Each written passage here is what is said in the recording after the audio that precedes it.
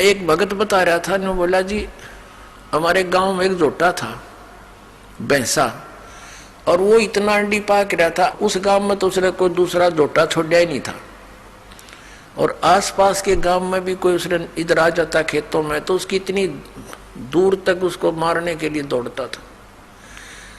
एक बार हमारा तालाब खुदवा रखा था, जोड़ गांव का तालाब खुदवा रखा था, गहरे गड्ढे कर देते हैं कि वर्षा होगी तो जल घना स्टॉक हो जाएगा इस उद्देश्य से,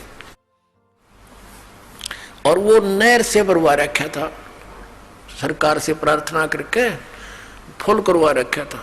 तो उसमें क्या हुआ कि ये हाथी वाले आते हैं गांव में दाने कुछ मांगन मुंगन आते हैं, हाथी वाले आ रहे थे, उनने हाथी दोपहर का समय था, हाथी छोड़ दिया जल में कि यूं मस्ती मार लेगा थोड़ी देर।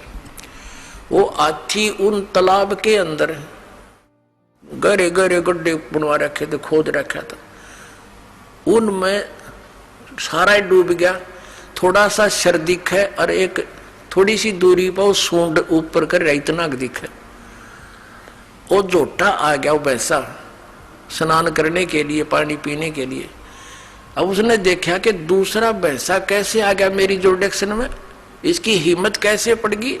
उसने हाथी का सिर दिखा था, उसने सोचा यो भी कोई जोटा है, भैंसा है, तो उसकी तरफ चला नो खा के पानी में जल में, अब दो से भी इसको मार डालूंगा।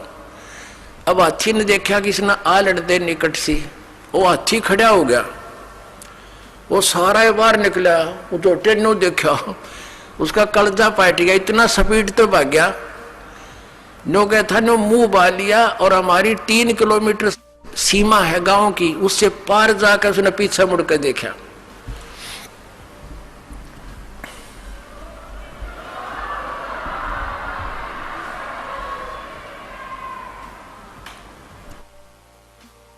अब कहने का भाव यह है दास का कि उस समर्थ के सामने इस काल की ऐसी स्थिति जानो।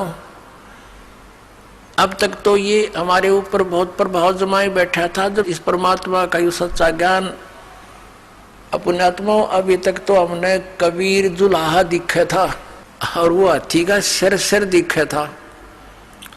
अब ये जुलाहा सारा बार निकला है, इन्होंने सोच लो कलजा पाट जाएगा इसका काल का।